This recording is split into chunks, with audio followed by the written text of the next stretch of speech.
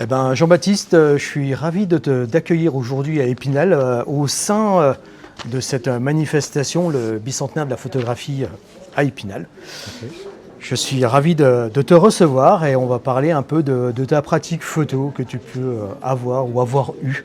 Tu as commencé la photographie numérique avant de t'orienter vers l'argentique. Elle est procédé ancien. Qu'est-ce qui t'a amené ce retour vers des techniques plus traditionnelles ? Alors effectivement, j'ai commencé il y a plus d'une vingtaine d'années dans la photo numérique. Je travaillais pour un photographe, pour un studio photo à la base. Donc en fait, j'ai vu mon patron photographe effectivement faire des photos. Ça m'a donné le goût déjà de partir dans le numérique. Et j'ai fait un peu plus d'une dizaine d'années, une douzaine d'années de photos numériques dans tous les secteurs possibles, quoi. Du portrait, de l'urbex, beaucoup d'urbex, des choses comme ça. Et je suis venu au bout d'une dizaine d'années, on va dire, à beaucoup me fatiguer à faire de la retouche photo, d'accord, à passer des heures devant un Lightroom sur un ordinateur. Parallèlement à ça, je vais rajouter que je suis quand même graphiste. Je suis déjà 10-12 heures tous les jours derrière un écran. Donc rajouter en plus mes traitements photo personnels, des heures de traitement photo sur Lightroom, ça commençait à vraiment me fatiguer. Donc j'avais à l'époque changé de boîtier, j'étais passé sur de l'hybride Fuji dans les années 2014-2015 et j'ai appris à faire du JPEG brut de boîtier et j'ai commencé à travailler comme ça en fait, et à réduire en fait ma quantité de photos que je faisais avec un Fuji qui me donnait un résultat beaucoup plus rapide sans passer par du RAW. Et au fur et à mesure, je me suis intéressé à l'argentique, c'était quand même quelque chose qui me titillait depuis longtemps. Et donc j'ai commencé effectivement à développer mes propres pellicules, faire mes propres tirages à la maison. Et puis au fur et à mesure, j'ai développé, j'ai trouvé une MJC, j'ai remonté un labo. Et plus j'avançais, plus il fallait que je ralentisse le processus.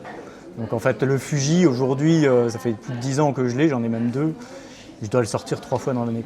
Et parce que c'est pas que je n'aime plus faire de la photo numérique, c'est que je ne ressors pas le même plaisir à faire du numérique que de l'argentique. Aujourd'hui, j'ai bien décuplé cette pratique argentique et j'en fais beaucoup plus. Voilà un peu ce procédé. Pourquoi j'en suis arrivé là? Parce que moi, surtout, c'est moins de photos, mais plus de qualité et plus de plaisir à en faire, en tout cas. D'accord. D'accord. Donc oui, l'argentique est quand même très très présent tout au long de ton parcours, puisque même le JPEG, comme tu l'as évoqué tout à l'heure, c'est on revient une photo une base brute, aussi. C'est ça, c'est la base. Une photo vraiment brute. Ok, d'accord. L'Afghanbox est à la fois un appareil photo et un laboratoire portable. Qu'est-ce que ce dispositif change dans ta manière de penser et fabriquer les images ? Donc déjà plusieurs aspects, je dirais effectivement, comme on dit, c'est portable, entre guillemets, ou portatif comme procédé. Donc c'est un procédé nomade, donc on peut aller où on veut avec, d'accord, un peu comme un appareil photo, vous allez me dire, mais là on parle d'argentique, donc on déplace notre labo avec finalement l'appareil photo, on déplace systématiquement tout, mais dans un volume assez réduit. Et donc déjà, moi, de sortir de mon labo, comme j'ai fait pas mal de labos, comme je vous dis, depuis plus de 10 ans, sortir de mon labo pour cette pratique argentique, c'était vraiment très intéressant et aller finalement à la rencontre des gens, là où on ne fera pas forcément venir les gens dans notre labo. D'accord ? Donc en fait là, ça permet effectivement d'avoir un labo qu'on projette à l'extérieur d'un vrai labo, quoi, et qui permettent de faire découvrir aux gens autre chose. Comment ça se passait à l'époque et surtout leur montrer que c'est pas plus compliqué aujourd'hui qu'à l'époque. D'accord. Donc, dans ta pratique Afghanbox, tu as une pratique qui est tournée vraiment vers les gens, en fait. En fait, ce qui t'attire, c'est d'aller voir les gens et pouvoir leur montrer le procédé. C'est ça. Et les réactions de ces personnes que tu as. Disons qu'à la base, pour moi, c'était surtout le challenge de dire je suis capable de fabriquer mon propre appareil photo, de réussir à en sortir un résultat plutôt correct. Le plus correct possible. En tout cas, au début, ce n'était pas forcément toujours le cas, j'avoue bien, mais il faut bien apprendre. Hein. Mais finalement, aujourd'hui, de se dire qu'on ne rivalise pas forcément avec la photo numérique, ça ne rivalisera jamais avec la qualité d'une photo numérique, mais en tout cas, de pouvoir sortir quand même un résultat et effectivement, en plus de rajouter cette relation humaine, et c'est là que je veux en venir. Au début, c'était réellement un besoin d'apprendre à faire de la photo autrement. C'est devenu plutôt, on va dire, un besoin de ce relationnel, en fait. Et aujourd'hui, c'est plus un objet pour moi social que réellement un appareil photo. Et dans ma pratique, effectivement, ce que j'en ressens aujourd'hui, plus de besoin, c'est pas tant faire la photo, c'est surtout l'échange que j'ai avec la personne qui est posée devant, voire même ceux qui ne veulent pas se faire prendre en photo, au moins leur faire découvrir comment ça fonctionne et voir dans leurs yeux cette petite étincelle de se dire mais c'est pas si compliqué. Bah non, c'est pas si compliqué. D'accord. Donc oui, en fait, l'Afghan Box, c'est une excuse à faire des rencontres.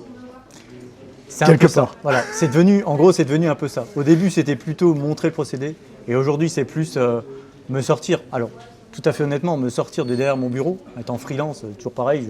À part mes collègues au téléphone, en visio, ou de temps en temps en rendez-vous client, je vois pas grand monde. Donc, c'est déjà une excuse pour effectivement aller à la rencontre des gens. Mais échanger réellement quelque chose de profond avec eux, quoi. Donc on touche, en faisant de l'Afghan Box, on touche tous les strates de la société.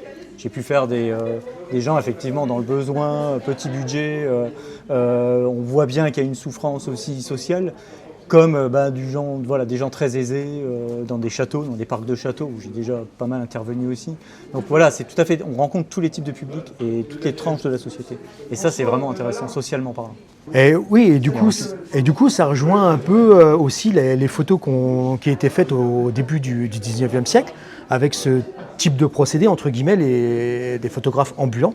En fait, voilà, tu es un photographe ambulant, voilà, c'est ça. Voilà, et qui avait ce lien social, qui se déplaçait à travers les campagnes. Et en fait, tu penses que tu es un digne héritier de tout ça ? Alors, dirais digne héritier, voilà, je trouve ça un peu prétentieux, mais moi je mais pense bon, pas. En tout cas, l'idée est venue depuis longtemps d'essayer, en tout cas, d'aller à montrer que c'est faisable, que ça peut encore être faisable, et montrer surtout comment ça se passait à une certaine époque, même si on a quand même des transgressions dans le type de chimie, le type de papier qu'on utilise, qui n'est pas celui de 1900, on est d'accord. C'est beaucoup plus simple de nos jours, mais en tout cas, oui, digne héritier. J'ose en tout cas espérer que certains jeunes, en tout cas aujourd'hui, redécouvrent encore ça et aient envie de perdurer ça aussi derrière, quoi. À une époque où l'image est devenue instantanée et omniprésente, qu'apportent selon toi ces pratiques photographiques plus lentes et plus artisanales ? Je vais dire que la réponse est quasiment dans la question, en fait, au final, si je peux me permettre. Vas-y. Mais plus lente, plus artisanale et plus authentique. Je rajouterais juste ce mot-là, finalement, parce que c'est cette authenticité qui fait que les gens apprécient d'être pris en photo, apprécient que je leur donne effectivement ce tirage à la fin. Et cette authenticité vraiment que les gens recherchent. Parce que le téléphone, c'est bien, les appareils photo qui font 4000 photos entre guillemets à la seconde, c'est bien. Mais garder cette authenticité, cet échange et ce côté brut de la photo, c'est vraiment ça, on va dire, qui moi importe aujourd'hui et qui plaît aux gens. D'accord, ok, merci. Ouais, c'est vrai que c'est très intéressant. Donc 6e et dernière question, la question fil rouge qu'on a posée à tous les autres photographes qui seront montés ensemble. Oui. Célébrer à Épinal, berceau historique de l'imagerie populaire, les 200 ans de la photographie, un art aux multiples facettes, aussi bien dans ses thèmes que dans ses supports, y a-t-il une signification particulière pour toi ? Effectivement, la capitale de l'image, on peut que y penser, quoi, quelque part. On n'est pas non plus dans la capitale de la photographie, on n'est pas à Chalon-sur-Saône, mais en tout cas, on est quand même dans un lieu qui est vraiment important par rapport à l'image. Donc, d'être ici aujourd'hui, effectivement, pour moi, c'est important.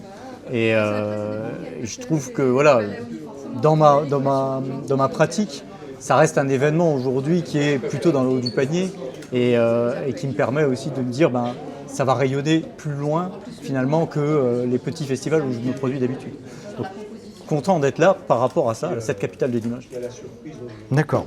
Eh ben, en tout cas, Jean-Baptiste, je te remercie énormément de s'être prêté au jeu de ces questions-réponses. Oui.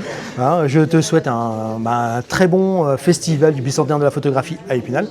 Pareil. Merci. Et puis maintenant, on va parler un petit peu plus technique, et notamment du RA4, Voilà. où tu vas m'expliquer un peu plus comment tu procèdes. Mais faire du RA4 en Afghan Box, ouais, là, bravo. Oui. Déjà. Oui, voilà. Ouais, parce que c'est pas si simple que ça. Pour avoir fait un peu de portrait en direct, c'est pas facile. C'est pas ça. Et puis on va regarder un petit peu tout ça, toutes Ok. les techniques que tu utilises. Merci bien en tout cas.